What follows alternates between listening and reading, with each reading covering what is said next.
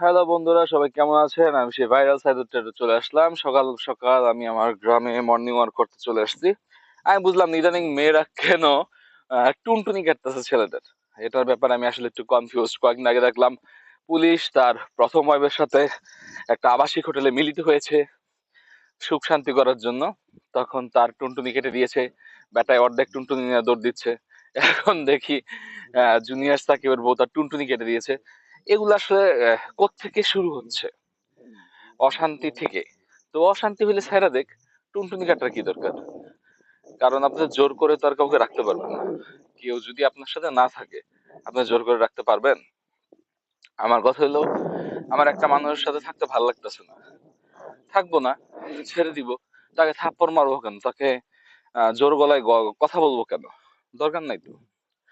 এরকম অদ্ভুত চিন্তাধারা কোত্থেকে আসে মানুষের আমি বুঝি না।